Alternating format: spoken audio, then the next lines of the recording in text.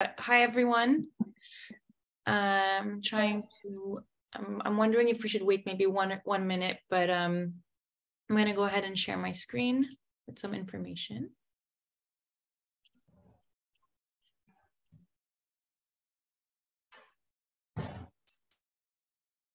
So just some quick logistics about today's event. The title of the event is Lebanese Women-Owned Businesses Roadmap for Growth. It's run by LLWB, specifically the Women in Tech group and initiative. And we're super excited about today's event. And it's just going to be a short hour together, but really as a way to sort of wrap up the year. But just a few housekeeping things. Make sure, you're joining from your computer if possible, and then we want to make sure you have the best quality possible, and definitely make sure that let us know if you have any questions, put them in the chat. Our team is here and making sure that everyone's voices are heard. Okay.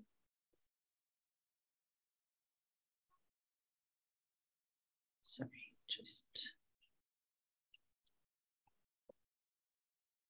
I'm wondering if we should just get started. I know some of you are a little tight on time, and then we can kind of go from there.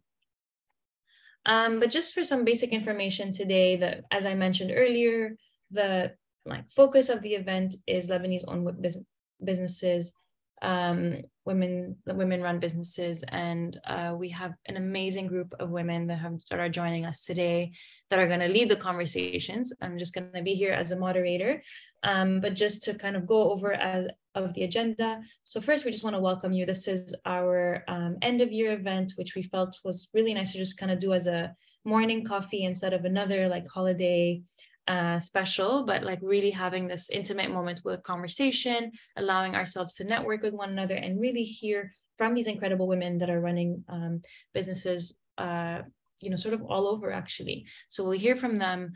And the event is sort of meant to be quite casual. So the conversation and networking will be really the focus of it in the last 20 minutes. In terms of agenda, so this is pretty much the welcome. Then we're going to hear specifically from Christiane, who runs Kfarshima Community, and we're going to hear from her a little bit more about the work that they do. And then we're going to go into an amazing panel discussion with three incredible women. We're going to hear a little bit about their experience, their trajectory, and a little bit more about what they're doing. And then we're going to go into a 20-minute time for networking. So I think without further ado, I think we're going to take some time and just go ahead and introduce Christiane El Kareh from Kfarshima Community. I think, Christiane, I'm just going to let you actually sort of run the conversation, but I'm going to pin you so everyone can see you well. But specifically, we're interested in hearing from you. We want to know what Kfarshima does, and after that, we'd love to know how we can help all of us, this larger community that's here at your disposal. You have the floor. Okay. Good morning, everyone. Honestly, I'm so honored and happy to be with you today. And thank you for being part of this Christmas event with Lebanon. I'm a founder of Kfarshima Community, and this platform it was created 2 years back. When I moved to Canada, I always felt that I have something to help, especially in Lebanon with this situation. So we started the idea on the Mother's Day to support women-owned small businesses working from home. And our main objective was to support and promote small businesses in Kfarshima within the neighborhood. So we created that platform to encourage them to push people buy locally, and then we help them on the other side, on the marketing side, creating logos, promotional designs, brochure, and at the same time, we always make them connected with event organizer, like for example, Yardiyat, which is an NGO, Nature by Mark Beiruti, and the famous blogger Anthony Rahail, just to help them participate in events and promote their products. And we are a group of volunteering that support all those small businesses through recording videos to highlight their products and their services. And definitely, I would like to thank each one and everyone who already helped this platform to grow and still helping. Amazing. Thank you so much, Christiane. Also, if you want to put the link in the chat so everyone can know where to go, that would be amazing. Okay. And everyone, just want to let you know, if you signed up for the event and got to sort of put the little donation fee that we added in there, you're going to get amazing coasters from this wonderful organization. So you'll have a way to bring that to your home and include that in your everyday. And those coasters were made by one of our small businesses in Kfarshima. Amazing, amazing. I love it. Okay, so now everyone, we're gonna, and of course, Christiane, if you want to ever contribute into any of the panel questions, please let us know and just jump in. I'm sure we'd love to hear about your experience as well. But without further ado, I'm going to introduce the panel. I'm just going to pin everybody here. Just give me 1 second. I have one thing that just to spread the word about this platform and all those small businesses. Please visit the website, visit the page, and especially during Christmas, if you have any gifts for your families or your relatives in Lebanon, so you can buy locally from them. And yeah, it can be delivered before Christmas, definitely. Amazing, amazing. So you heard it directly from the source. So definitely, Christiane, please add your resources in the chat, and then I'm sure the community would love to support. Yeah. So everyone, as I mentioned earlier, really the purpose of today's panel is to find a way to wrap up the year, but also hear a little bit more from women-run Lebanese businesses sort of around the world. So we have 3 incredible panelists that are joining us today. We have Nisreen Deeb from LLWB, that's based in Lebanon. We have Audrey Nakad from Ostaz, who's based in the UAE, and then Marianne Zakhour from Orderbot, based in Canada. So we're going to hear a little bit from the 3 of you, but I'm just going to open the question with just like asking you sort of to introduce yourselves, tell us what you do, and tell us more about your experience and your organization and how you really came to start your business. Maybe we'll start with you, Audrey. Hi, everyone. Thank you so much, first of all, for inviting me. It's a pleasure to be with all of you and wonderful women like you. So my name is Audrey Nakad. I'm the co-founder and CEO of Ostaz. Ostaz means a teacher in Arabic. My story started when I'm an educator myself. I used to be a teacher assistant at Concordia University in Montreal. And when I realized, I love to teach and to give back and to coach. And when I started working full-time, it was very difficult for me to find students and for students to find me. And I started digging, if you like, more into the problem. And when I realized that in the MENA region, you have 33 million students struggling. And on the other hand, you have 2 million people seeking a private tutoring job to make some extra money. And back then, 5 years ago, the Uber off has started in most industries. And we said we can do wonders in the education if you build a community of knowledge exchange, someone who knows something and would like to exchange it with someone who doesn't know. And this is how we created Ostaz.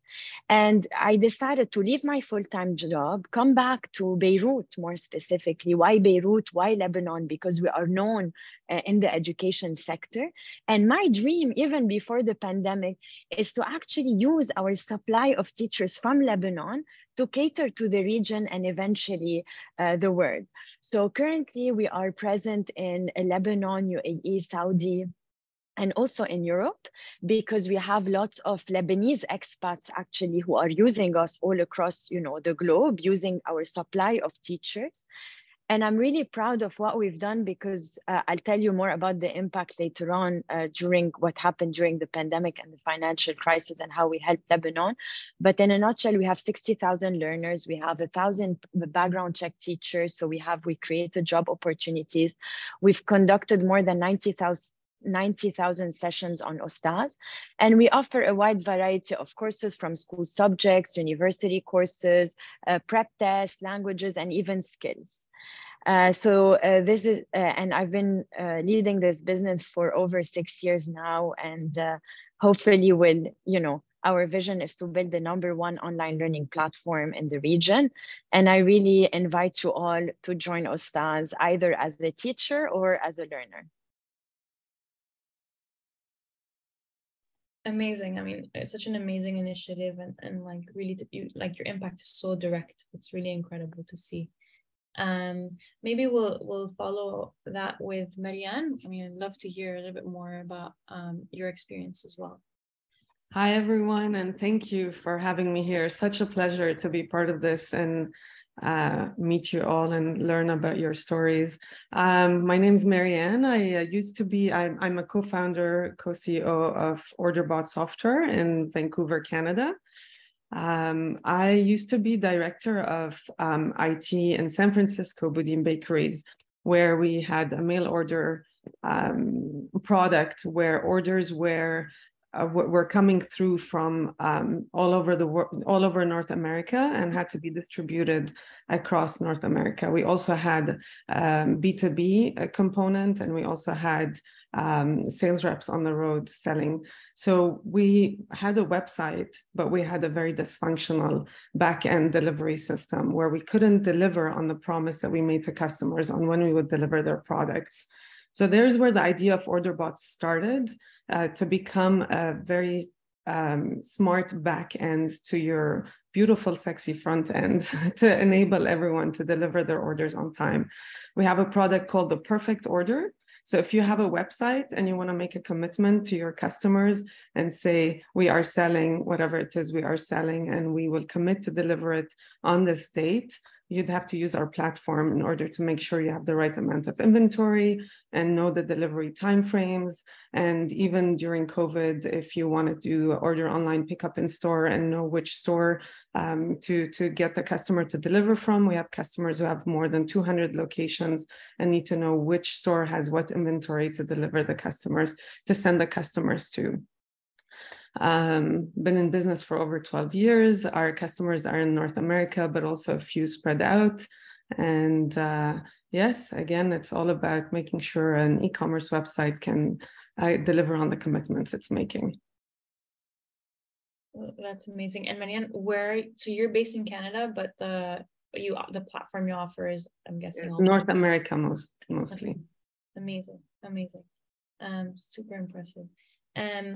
Now, without further ado, definitely so excited to have Nisreen also share her story and a little bit more about LLWB. I'll let you have the floor as well. Hello, everyone. First, the big thank you to Lebanon for approaching us and for believing in the mission that we are doing in the country. So to approach us and invite us to this panel. Maybe my story is a bit funny and different because I'm an IT person background. And I was the only female studying computer science back then in 2005 when I entered the class in the university over 35 months.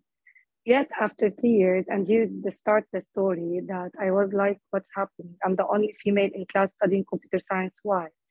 And after 3 years from my studying BS in computer science, I ended up with the highest GPA over the faculty. And here another thing that came to my mind, why women are less representative in the STEAM, science, technology, engineering, arts, and mathematics. So I started joining organizations and volunteering in parallel to my IT job and pursuing my master's courses in computer science as well. And I noticed that you are improving maybe in the percentage of women studying STEAM, but we're still way behind. And I thought, to be honest, at the beginning that this problem is only in Lebanon or in the Middle East. Until in 2013, I was elected as one of the top tech leaders in Lebanon through Tech Women program by the US Department of State. And we went to Silicon Valley to discuss this issue. And I noticed that the percentage is all over. It's all over the world. The percentage of female in STEAM is very low.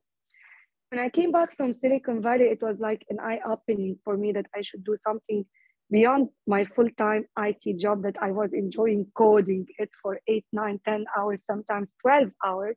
So I started joining organization. I started applying for funds as a social entrepreneur, individual initiatives with the US Embassy of Beirut, with the US Department of State, and I started winning actually those projects.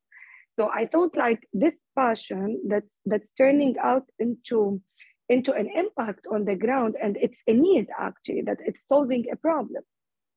And I started joining the community, co-organizing hackathons. I founded many initiatives with the US Department of State as well, all of it to empower girls to go into this team. Until 2015, I met Lebanese League for Women in Business, the organization that I'm leading right now, as a partner. And we spent 8 months discussing what can we do in order to make sure that more girls go into the STEAM fields in Lebanon. We initiated something called Girls Got IT, and proudly I'm saying that I co-founded this with other 4 amazing women in Lebanon. And this program, it launched, by the way, from us as individuals. And after that, it got the attraction of UNICEF, and we were able to reach 3,500 school students in Lebanon and taught them STEAM skills. And then after that, I was like in the STEM committee and helping in Lebanon, but I reached a point, honestly, that after 14 years, full-time in the IT and another full-time in the afternoon doing those initiatives and doing those social entrepreneurship, I decided 2 years ago, and I'm happy to share that today marks my 2nd anniversary as the executive director of LLWB. So I'm celebrating it with you. I joined completely Lebanese League for Women in Business with the passion to empower women to go into STEAM fields and the passion to empower women to take the lead and succeed, basically. We ended up now at LLWB, we reached more than 560 members of the organization, thousands of beneficiaries, hundreds of partnerships. What we do right now, we run projects and activities, not only to empower girls into STEAM, to empower women-led businesses, women startups, women entrepreneurs, dropout students, women on board of organizations, and we drafted a law with the government to reach 30% of women on board by 2030. We have done many gender assessments for organizations for their women on board positions, actually. We drafted policies, and all of this is done not only solo by LLWB, and this is something very important to mention, that we do everything in partnership with local partners, with regional and international donors and organizations. We drafted policies for women recruitment, retention, and promotion. So we're trying all the time to cancel the obstacles, actually, for women to join the workforce. This is what we're doing, and I'm happy to talk further about it later. Amazing. Sorry, Nisreen, you'd be happy to know we have 53 team members from 11 different countries, and 50% are women.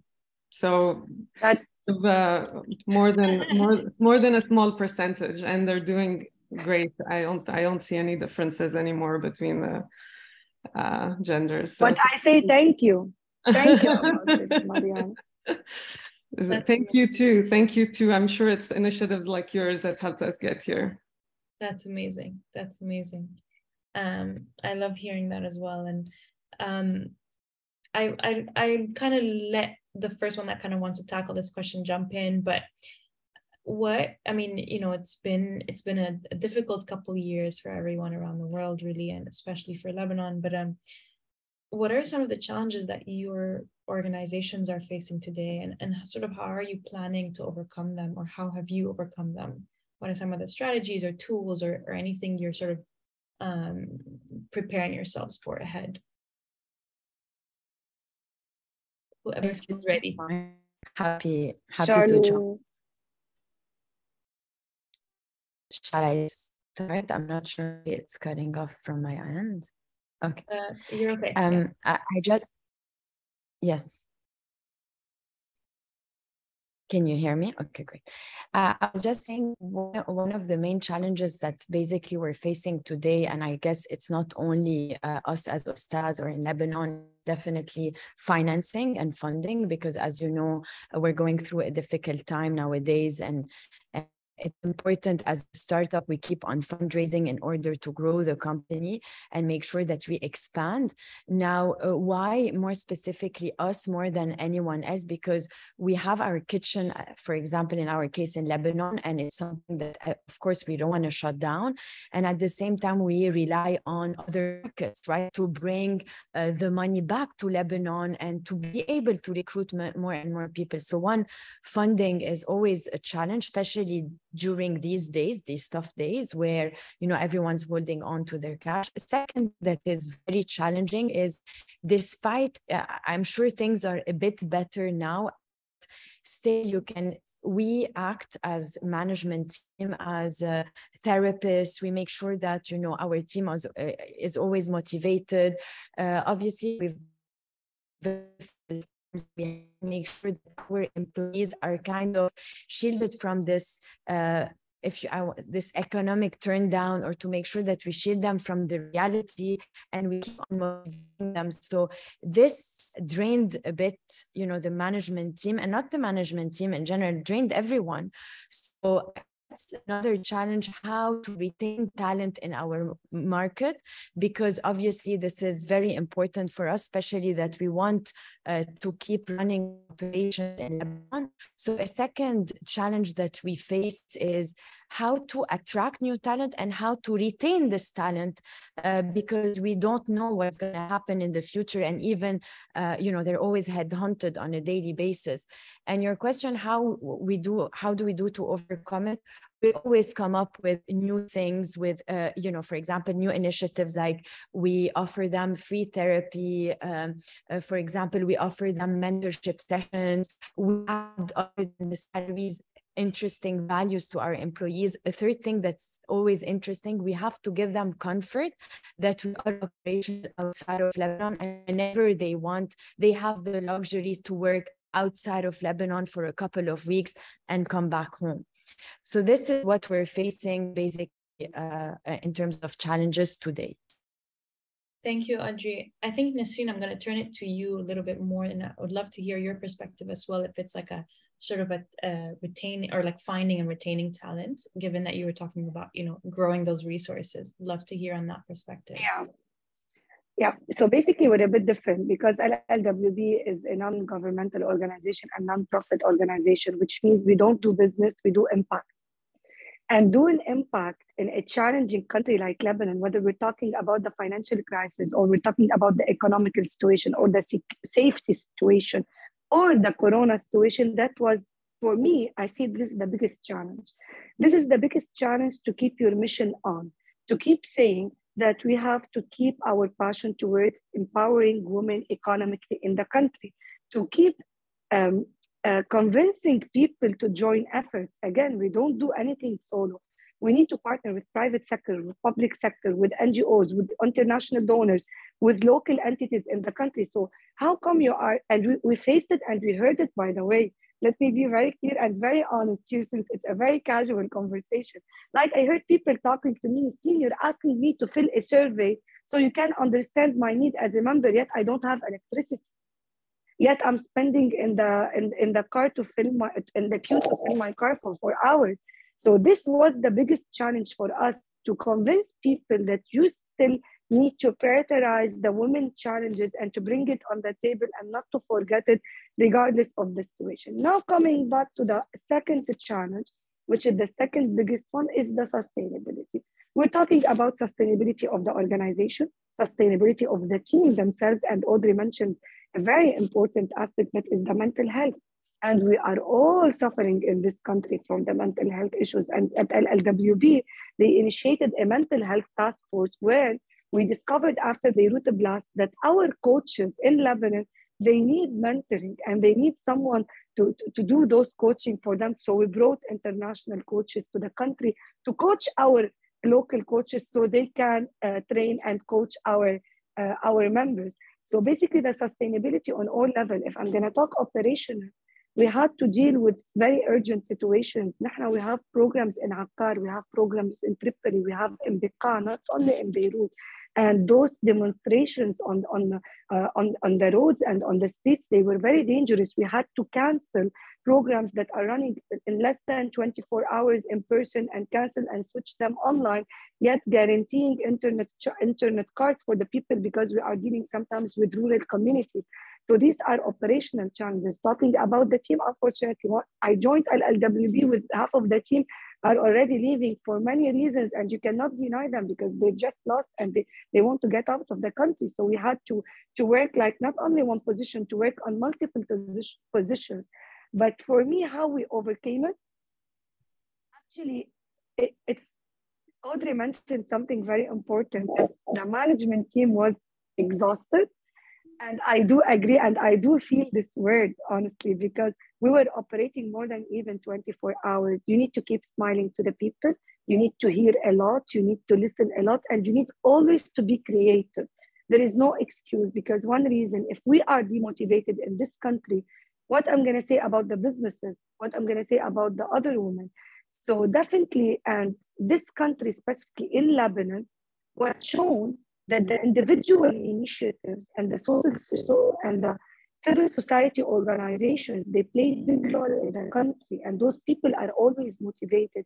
So even getting the support from your partners, getting the support from your members, and trying always to have those conversations, team-wise and managing-wise, the team, this is something that maybe I can talk for hours about it, because sometimes you reach a point, how I'm going to support the employees to come to the office when myself, I'm not able to go to the office. So definitely this is a very challenging situation. But again, if there is good governance in the organization, if there is a trust between the team members, and if you keep them motivated, so you can motivate yourself on the other way. So this is how it's going to be like you overcome the challenges in this country. It's like, you're both leaders, and just seeing you kind of power through despite everything else is the only, I love the like emphasis on mental health and the importance of that, and creating like sort of as much of a safe like environment as possible. Marianne, I'm curious to hear, given that you run your business outside of Lebanon, like what challenges you're facing as well. I mean, I know the pandemic's also like put a lot of pressure on mental health around the world as well, but I'd love to hear sort of some of the challenges that you're facing as well, and sort of how you're on mute, actually. Yes, I mean, we're fortunate to be in Canada and not to have to line up for hours for gas. I have to say that, but we have the struggles of uncertain times as well. Everyone went through COVID. For our business in particular, COVID was great. Everyone converted to shopping online, and everyone went to online order and store pickup. So we did really well, and we had the opposite challenge, which is how do we supply fast enough? How do we make sure our systems are able to handle all the load that came through? And we were very lucky to have a phenomenal team. Yes, everyone has mental challenges, and everyone had more mental challenges during COVID. So how do we work remotely and spread the team? We all used to work out of the same office and do a lot of things together and motivate each other and have nice, happy meals together. And then COVID hit, and how do you do that work and spread it out and make sure that you are there for your customers in a time of need when they have an opportunity to meet demand and be there for their own customers. I feel so proud that we did a phenomenal job. We have a really, really good team that supported us throughout. And then today we're just like everyone else. It's COVID's over, and everyone's kind of put a pause to what's next. It's very, very uncertain times coming along, and everyone's thinking about where's the next projects, customers, fundings, everything. What's everyone doing? Everyone's kind of on this like gray area of what's going to happen next. And I always say, like you guys mentioned a lot in this, there is taking care of the team internally and making sure that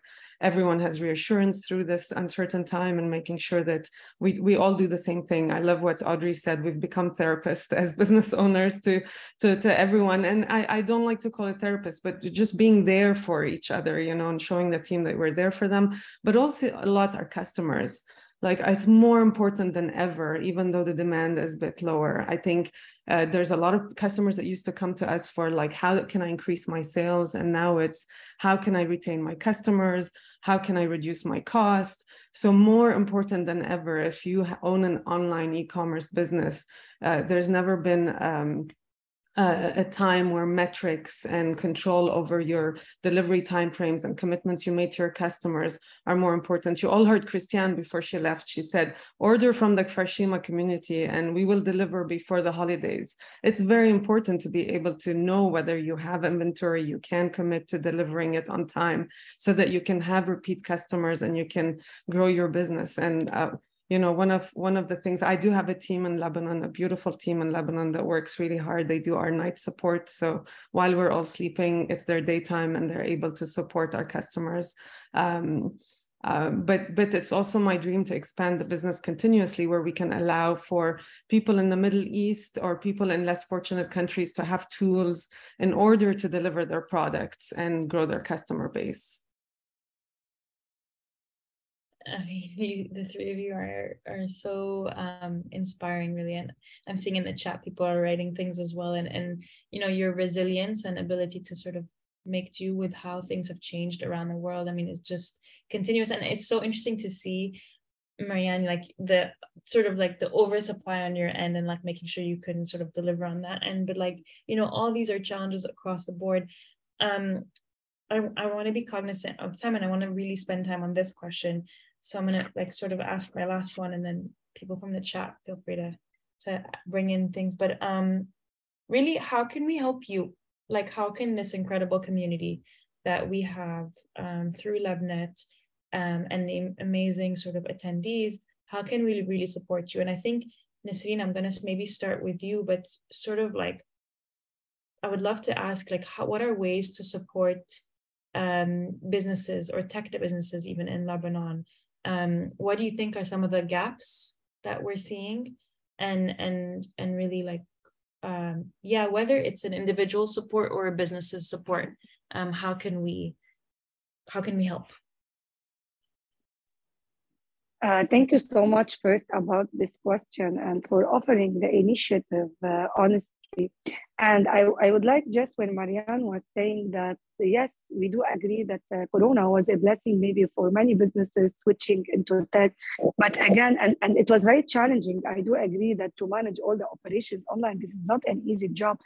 But for Lebanon and its specific areas, this was another challenge to add to it, because when everything has moved digitally and online, people were not ready to handle their business and to move it online. There were many businesses in Lebanon that they are doing that well. They are very talented in Lebanon, but they lack the digital marketing skills. They lack the tech skills until now at LLWB. And we are insisting on it, and we are adding those trainings into the business development support that we do to the businesses. Today, I was speaking in an event, and yesterday, and I was saying how I'm going to introduce fintech to Lebanon, regardless of the infrastructure challenges that we are facing.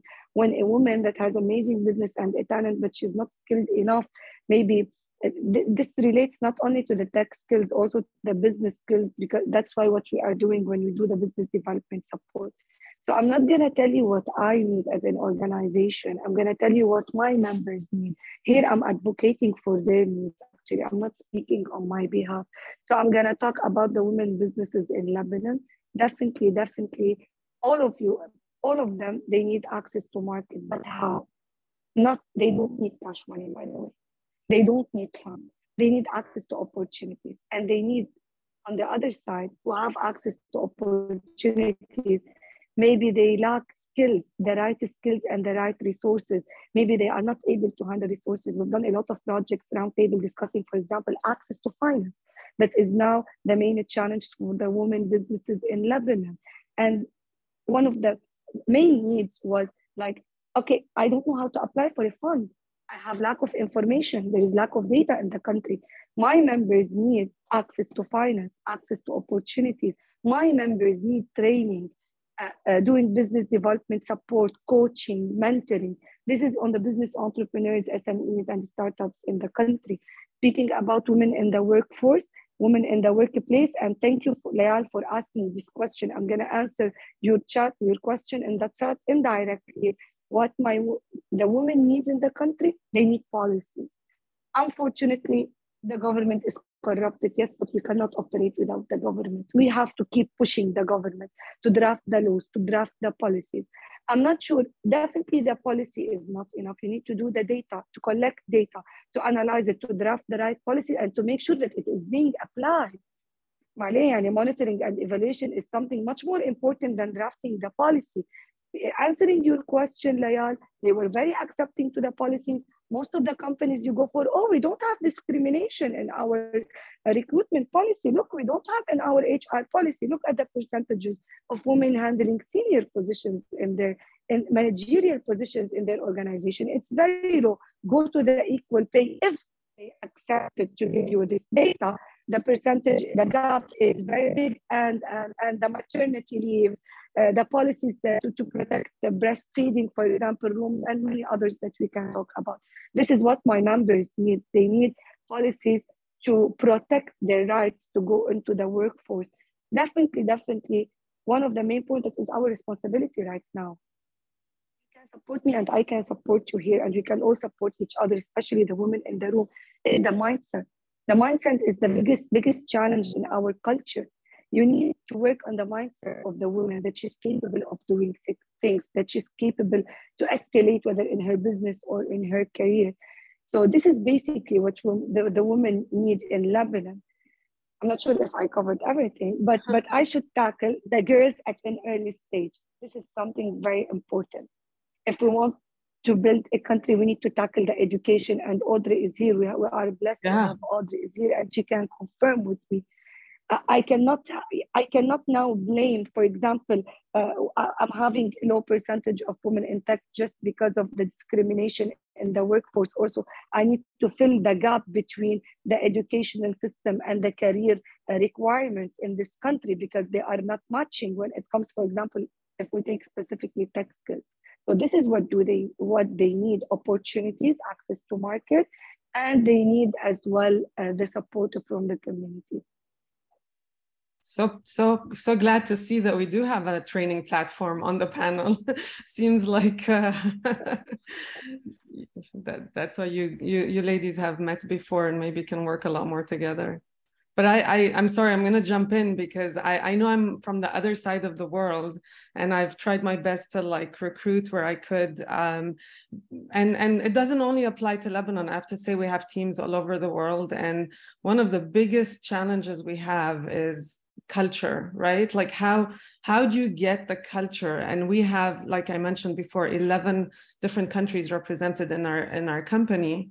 How do you get everyone on the same level of communication and collaboration and exchange? And a lot of this is not just technical skills. Yes, we suffered from a lot of lack of our systems ready for COVID, but it was a lot more than that. It was a lot about, are we strong enough from a communication perspective to work together from our computers and collaborate and discuss? And messaging by Slack is not the same as when you see someone in a meeting and are able to talk.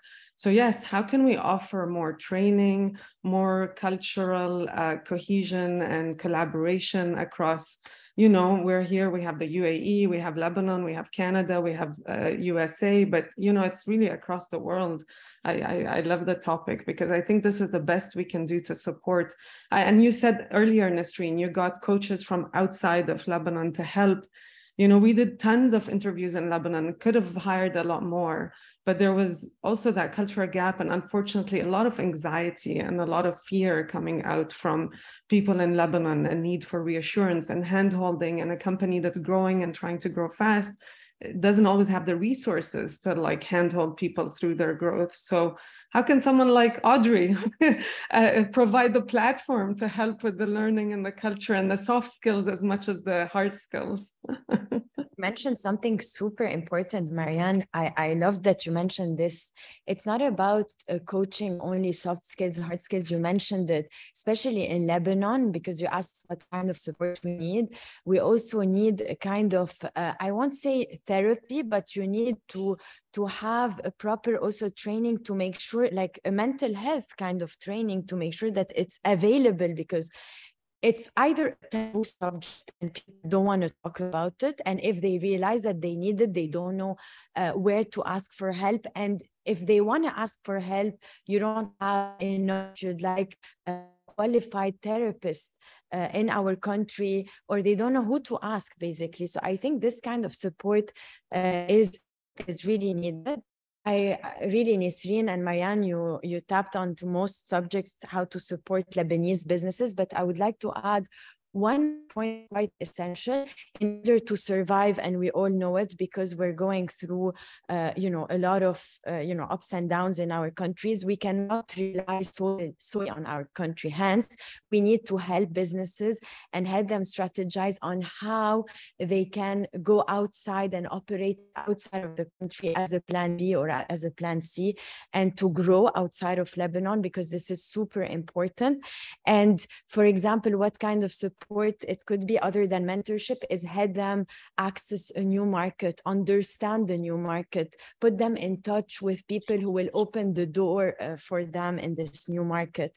This is super essential. And I think why some of the businesses survived in Lebanon is it was thanks to this. Honestly, we're fortunate enough in 2018 to be able to operate out. We were outside of Lebanon. So when the pandemic hit, of course, it took a toll on us. But what saved us is the fact that we had, businesses outside of the country. Another important point that I would like to discuss, and Nisreen, you touched upon it, it's education. And, I visited most of the schools in Lebanon, and today I had a talk with someone who was in France in a very high position at McKinsey. She said, we forget as Lebanese expat that I am here sitting today at McKinsey in Paris because of my education. And all of this, it happened in Lebanon. And how as a Lebanese community outside of Lebanon, we can help our own country. And at the end, our best weapon is education. So how, and a lot of people from Lebanon and Life and all these organizations came to me, how can we help?